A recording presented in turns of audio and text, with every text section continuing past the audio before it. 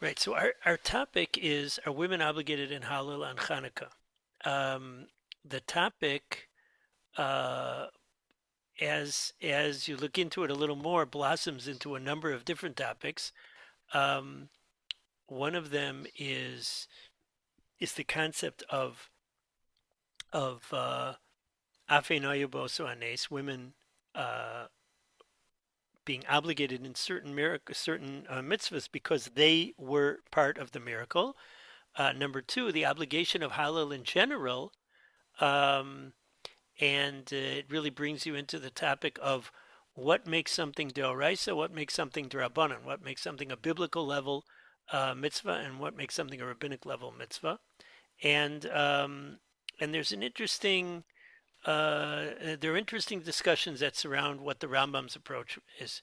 So we're going to be using as our springboard the Rav Avadia's tshuva in Yabia Omer. Um, just to lay down a couple basic points before we even begin. Uh, in general, women are absolved from time-bound mitzvahs, time-bound positive mitzvahs. That's a Mishnah in Kiddushin, and and of course there are exceptions. There are time-bound mitzvahs that women are obligated in, and there's non-time-bound mitzvahs that women are absolved from. But in general, that's your principle, that women are absolved from time-bound mitzvahs. Um, there's a Gemara that that appears in three contexts. One is Dalit Kosos, the four cups.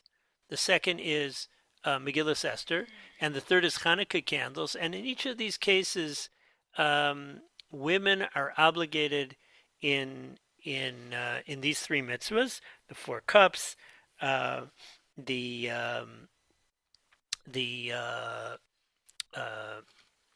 lighting Hanukkah candles, and Megillah. And the Gemara's expression is Af Hein Hayu Be'oso Anes. They were also in that miracle. Now there are two ways of reading this.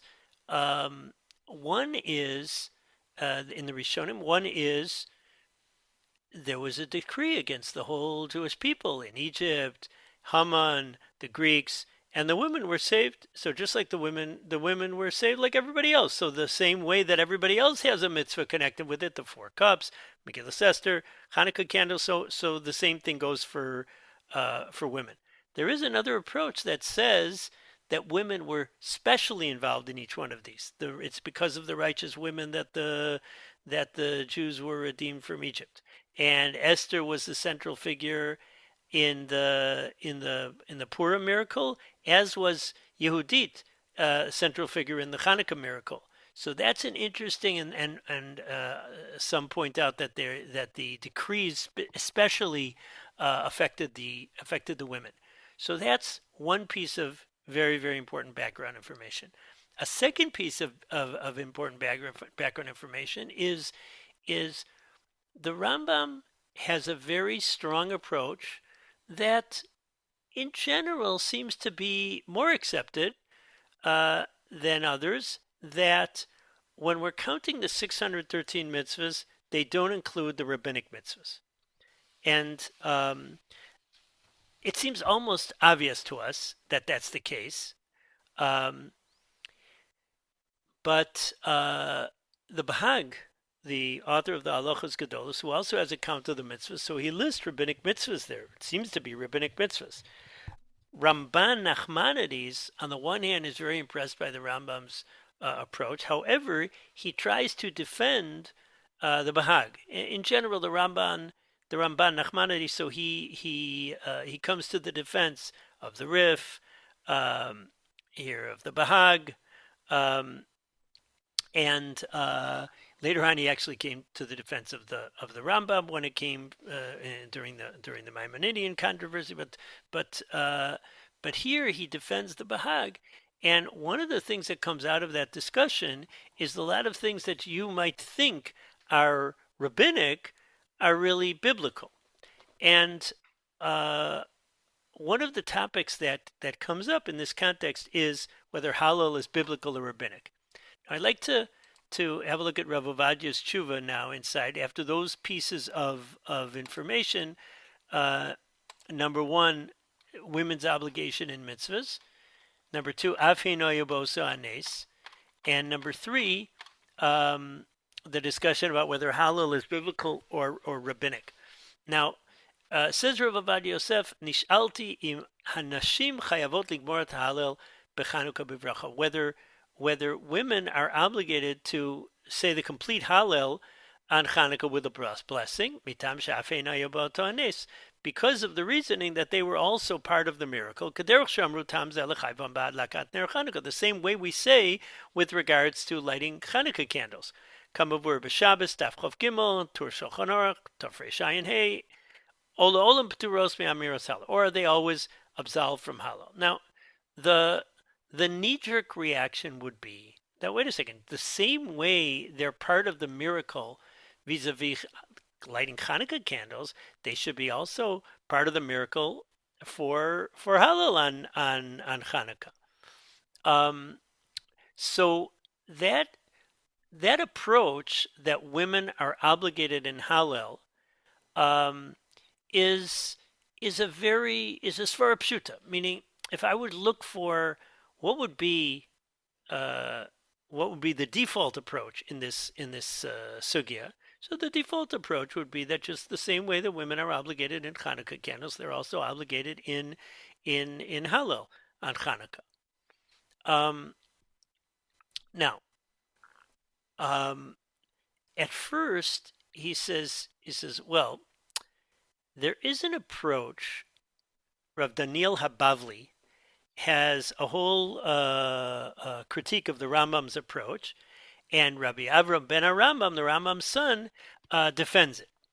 Now, what he tried to do is bring all sorts of sources that implied that Hallel was deoraisa. Hallel was a biblical obligation, and just to throw in one of them, for instance, the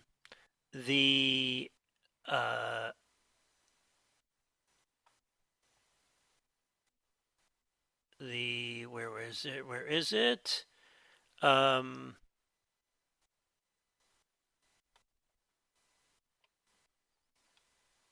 Yeah.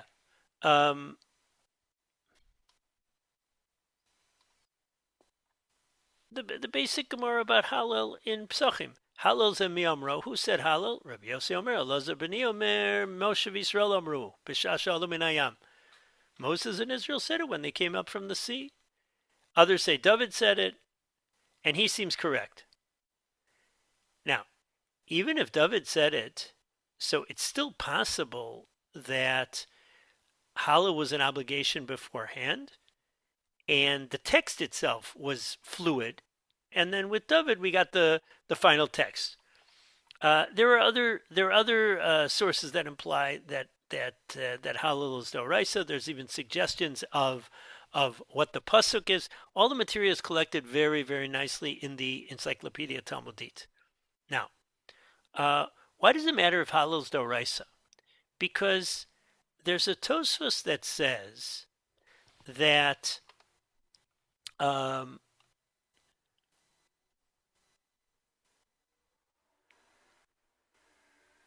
women are not obligated in Sukkah, even though Afin Hayaboso Anes. That's a Tosfos in Psachim Daf Kuf Ches.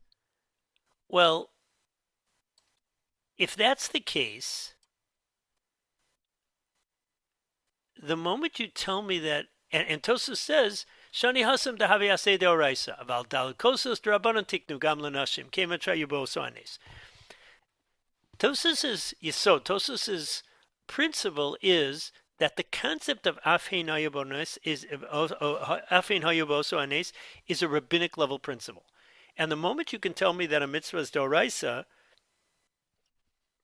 women are not obligated based on Afin Hayaboso Anes. So Sukkah, which is a biblical level principle, women are not obligated in, even though they were part of that nes. So that's the idea. So then it would follow that if you could show, excuse me, if you could show that Hallel was d'oraisa, so then it would follow that women would not be obligated based on Afin Hayaboso Anes. Now that would be his. That's the first direction that Rav Avadia suggests looking at. Now, uh, the just a svara on this. Avinu Yabosane says when the rabbis made a new mitzvah, so it was a mitzvah commemorating a miracle. So they put in whoever was was was saved in that miracle, or in the other approach, whoever was the central figure in that miracle. But so they obligated women. But if they saw that Hakadosh Baruch Hu created a mitzvah based on a miracle, but Hashem didn't obligate women, so then mechitesi that somebody's gonna that the rabbanon are gonna come and say Hashem didn't obligate them, but we're gonna obligate them. See the issue when they're making a new mitzvah and they decide that they're gonna give us the parameters of the mitzvah and they're gonna tell us who's obligated in that mitzvah. But if Hashem already absolved women from the mitzvah, it would be an offbeat kind of rabbinic law to say they are obligated. It's one thing to say that you make a rabbinic fence, but or you make a new rabbinic mitzvah, but to uh, obligate somebody that was absolved from the original mitzvah, that would be a strange rabbinic law. So that's perhaps the svara behind this. Now, the reason why Rav Avadia um, rejects this is because the approach uh, he sees as being refuted by Rabbi Avram ben Arambam. For instance, one of the proofs was here on the bottom. The Gemara is discussing uh, uh, the Hallel, and it uses the expression Hallel de Rosh Chodesh lav doraisa. Hallel on Rosh Chodesh is not doraisa, and some want to be medayik from there. They want to infer that apparently other Hallel is doraisa, but others say no, no, no, no, no, no. Hallel, what it's saying there is that Hallel is not on Rosh Chodesh is not obligatory. It's only a minhag, and it says doraisa, but it's not. It speaks about things that are clearly derabanan. For instance, the Gemara is very clear that Hallel and Megillah are derabanan on Brachos Daf Yud Daled. So it's very difficult to say that one statement outweighs more clear and direct statements. Um, okay, now uh, there's going to be three approaches in this sugya. One approach is that women are not obligated on Hallel on Chanuka. One reason why you would say women are not obligated on Hallel on Chanuka is because it's Deoraisa. And Tosa says that we don't apply Afe Noyaboso Anes to a biblical level mitzvah. One approach is to say Hallel itself is Deoraisa. Let's go with the approach that's rejected, like Rabbi Avraham ben Arambam. There is an interesting Chasam Sofer who says, and that's in Chelik Yerodea Sof Siman Reish Lamed Gimel, that making a holiday to commemorate a miracle is biblical, and that's a Kal V'chomer Deoraisa. That's a biblical level Kal V'chomer, because if we have a holiday over a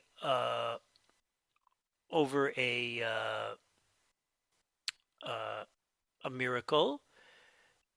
We have miracles. Let's say we went from slavery to freedom. We went from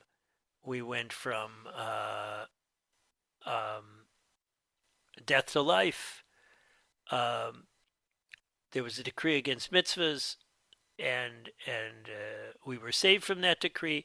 So he wants to claim that Chanukah and Purim are doraisa. However, he still agrees that the Maisa mitzvahs that Hashem that the Chazal were metaken are rabbinic level mitzvahs, like lighting candles, etc. But there is the concept of a holiday, a biblical miracle holiday, is the Chasam Sofer's idea. However, he sees the Netziv's presentation in Hamek Shela as rejecting that uh, is as more conclusive. Okay, so one approach is that again, Hallel is not obligatory uh, based on Afei Nayaboso Anes because Hallel is Doraisa, but he does not go in that direction. Now, there's a Rambam uh, that suggests pretty clearly that women are not obligated in Hallel on Chanukah. Why? Because there's a Mishnah in Sukkah that says that somebody who doesn't know how to say Hallel himself, so his wife can say Hallel, but he has to say after his wife. Why? Because the wife can't be motze the man. She can't have the man fulfill his obligation through her saying Hallel because she's not obligated. Okay, so that's a Mishnah in Sukkah. So still, if that was the case, you could say, well, the Mishnah in Sukkah says that, but maybe Hallel on Chanukah, a woman is obligated in. And sure enough, there is a Tosfos that says Hallel on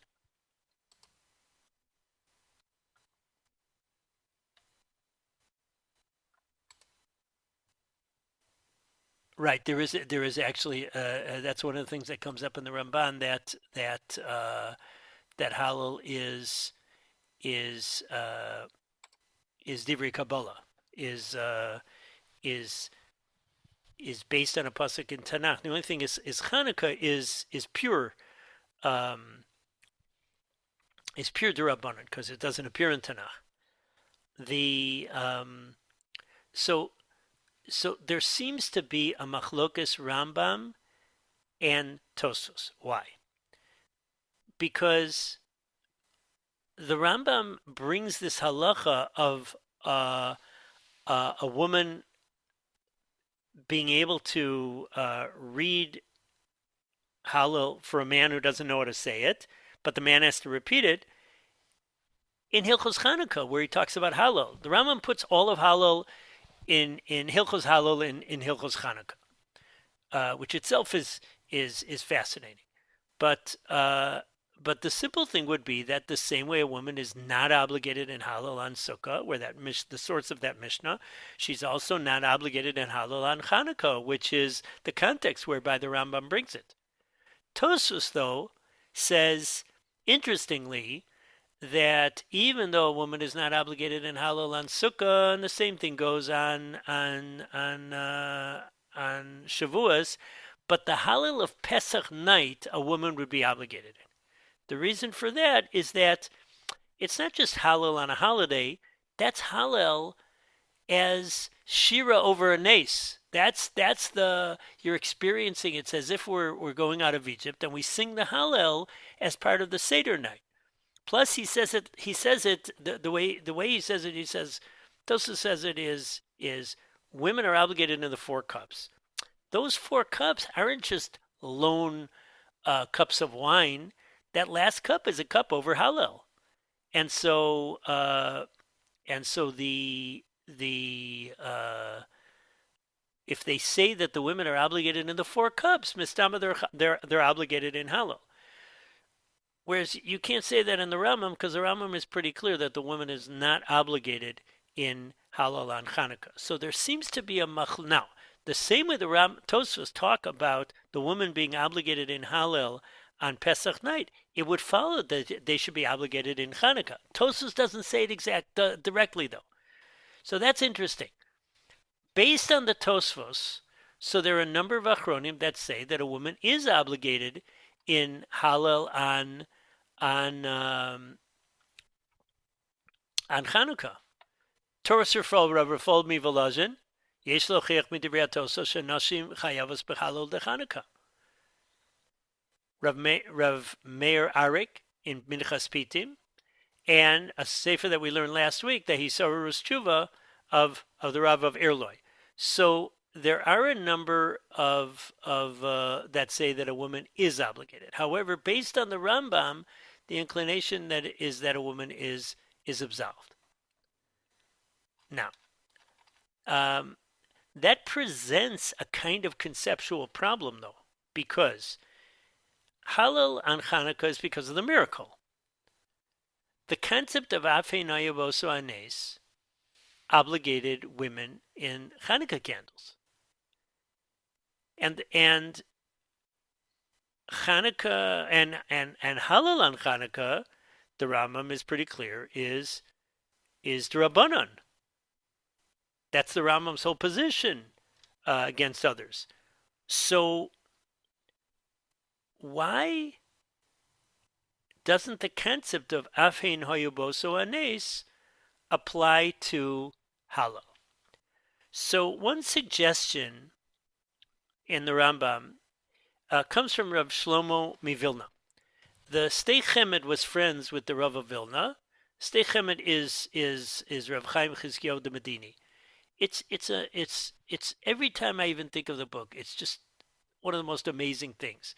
It's an encyclopedia written by one man, and it's not like there's not a lot of type on every page, and there's large margins.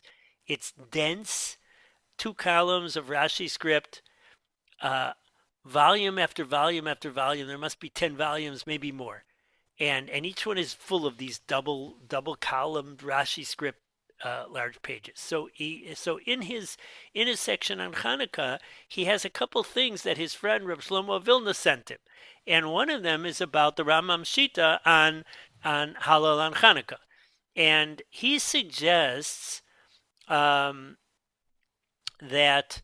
maybe the Chiyuv Hallel is similar to the way that the Magen Avram speaks about the Chiyuv prayer, for the Chiyuv Tefillah for women. Magen Avram suggests that maybe when we say that women are obligated in prayer every day, but they don't have the fixed text, and a woman would say some kind of prayer every day, she would fulfill the mitzvah. Similarly, he suggests maybe women are obligated in Hallel because of Afei Noyaboso Anes, but they're not obligated in the 6 prakim of Tehillim that we say as part of Hallel. They're not obligated in Halu Avdei Hashem and B'tzeis Yisrael Mitzrayim and Hashem Zecharanu. No, they're just obligated to do some kind of a praise. Af she'nashim chayavos b'Chanuka b'Hallel mikom makom ein tzorach lomar kol ha'Hallel dailam beperek echad shenizkar bo adol Hashem. One perek that says something about thanking Hashem. Now, so that's another suggestion. That's a way of suggesting why women would not be the ones able to be motzi a man in Hallel, because their obligation is different from a man. The man is obligated in the 6 prakim of Hallel. A woman is just obligated to say some kind of praise of Hashem about the miracle. So we now have, by the way, 3 approaches, and these are the 3 approaches to this issue. One is that a woman is not obligated in Hallel on Chanuka. A second is that a woman is obligated in Hallel on Chanuka, and the third is that a woman is obligated in Hallel, but it's a mere it's not the same text of Hallel as the man. She's just obligated in some parak, and that's enough. That's enough. Rav Avadia is not excited by this because no poskim mention this. So if the Rambam really held this, you would have expected him to say something about it. So that bothers him, and that's something that he is not excited about. Now, one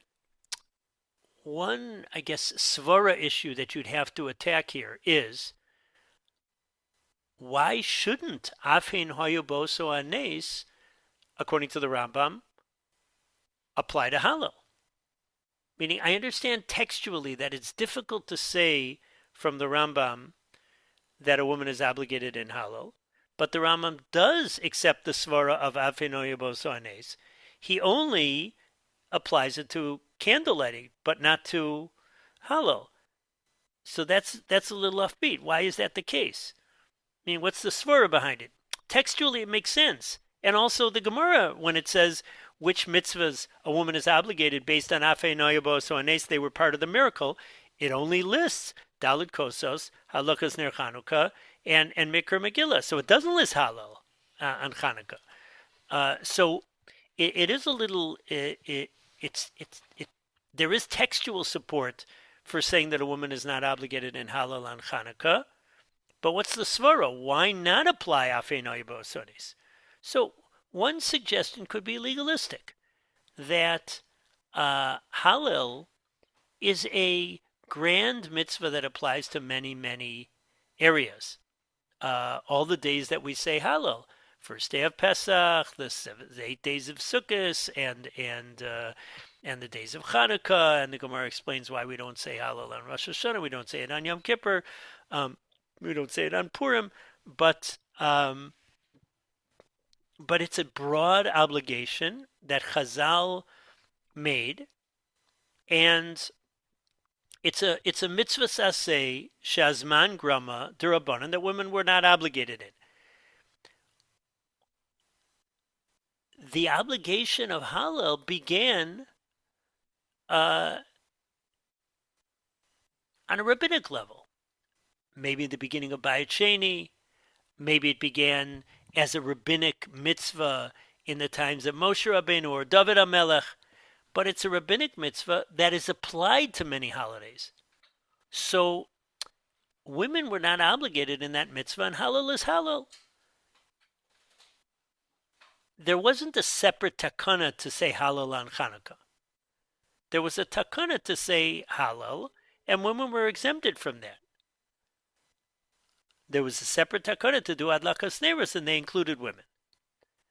So the suggestion is that that the Rambam sees the Hallel of Chanukah as part of a general mitzvah of Hallel applied to Chanukah, whereas Hadlakas Neros is a takana d'Rabbanan to light candles, and they included women. So that's the suggestion. There wasn't a takana of whoever was in the nace does all the miracles related to it, but rather it was part of a sniff of the rules of the takana of Ner Chanukah was to include women. Anyways, that's a suggestion. At the end of the day, the Ashkenazi women anyway say Hallel with a bracha. Like they do other mitzvahs that they're not obligated, but they do anyways. The question would be either for a Sephardi woman, would she say Hallel with a bracha, even though normally she wouldn't? And Rav Ovadia ends up saying, no, she shouldn't. Al kol panim le'inyan ma'aseh niret. Let's read the rest, the psak halacha of the Rambam of Rav Ovadia. Al kol panim le'inyan ma'aseh nira ikar kedivrei Rambam she'anashim peturos mihalol de Chanukah. Women are absolved from the Hallel of Chanukah. V'mirtzu lahachmir likros ha'halel b'li bracha tavo le'em bracha. If they want to read it, but without saying a bracha, tavo le'em bracha. Blessing they should be blessed. V'lo v'boyle didan denaktin karambam umaran shein lanashim levarach ha'mitzvah saseh she'azman grama kamo shekasavnu b'shut yabia omer. So we the Sephardim hold that like the Rambam, that women don't make a blessing over mitzvah saseh she'azman. But he goes further as to say that even according to the Rambam, even according to the Ramah, that holds like Rabbeinu Tam, that women can, the Magen Avram said that applies to a mitzvah that is an active mitzvah like lulav or sukkah, but when there's no active aspect of the mitzvah, they shouldn't make a bracha. And the Pri Megadim says they should not make birkos, according to the Pri Megadim, they shouldn't make birkos kriyat shema shachris v'arves because it's a non-active mitzvah. Have a look at the Marim Shik, have a look at the Yeshuas Yaakov. that on the other hand say that women make a bracha even on Rosh Chodesh Hallel, like men do. Have a look at the Tzad Sofer. However, he holds Shevi al Taseh Adif. Again, the Ashkenazi women, as far as I know, don't follow this approach that he's putting forth.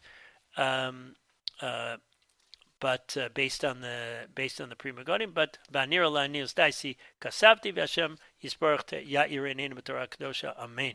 So to summarize, there is a svara pshuta. There's a simple way of understanding things that just like women are obligated in candle lighting on Chanuka, they're obligated on Hallel on Chanuka because of the svara of Af Hein Hayabos Anes. Women were part of the miracle. Not only that, they were significantly prominent in the miracle, so therefore they should be obligated. And that's an approach that's taken by a number of Achronim. Rav Ephraim Volozhin, Rav Meir Arik, the Soros Tshuva, Rav Shimon of Erloi. A middle approach is Rav Shlomo of Vilna, who suggests that women are obligated in Hallel, but all they have to do is say some kind of a praise. One parak is fine. They don't have to say the 6 prakim like men are obligated. Another approach based on the Rambam, the third approach, which is the one that Rav Avadia does paskin like, is that women are not obligated in Hallel on Chanukah, and that seems to be clearly the Rambam's approach, because the Rambam brings down the halacha of a woman saying Hallel for a man, but the man has to say the Hallel himself. He has to make sure he repeats after her because she's not obligated. That seems to be, and the Rambam brings the whole thing in Hilchos Chanukah.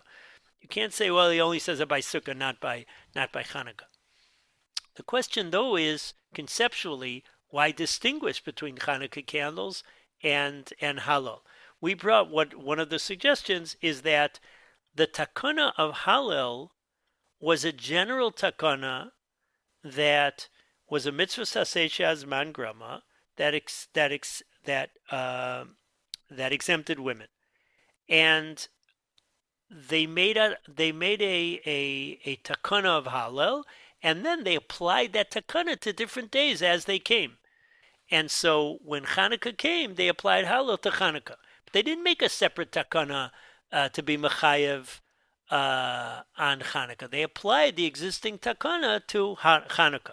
Hadlakas Neris, on the other hand, was a new takana that they made, and they included women in the obligation. That's a suggestion, more of a legalistic suggestion. I just want to point out one thing here, is that the fact that women are obligated in Chanukah candles because they were part of the miracle, apparently the miracle that's being spoken about is the miracle of the war, not the miracle of the candles, because the candles was in the Beis Hamikdash. Those who do the avoda in the Beis Hamikdash are men. But even the money that the korbanos and the oil of the menorah comes from is from the Trumas Halishka, is from the dedication money, the coins that are given to the Beis Hamikdash, from which we buy korbanos, and women aren't obligated in that. So it's much more. That's a sefer. There's a sefer written by the Shalah and his father together, and it's one of those forum where somebody wrote footnotes on it, massive footnotes on a relatively small sefer. So there was a long footnote. Somebody named Rav Kreuzer. And he makes this point that when we talk about Afei Nayabos Anes, so apparently the nace is the nace of the war, not the nace of the candles. So again, those are our 3 positions on women saying Chanukah, women saying Hallel on Chanukah, obligated. A number of Achronim, not obligated, seems to be clear from the Rambam, and that's the way Rav Avadia goes. Rav Shlomo Vilna has this interesting middle approach that they're obligated to say praises, but not the 6 prakim of Hallel. That's what I wanted to share with you. um, today and wishing you a Freilichen Zos Chanukah. All the best.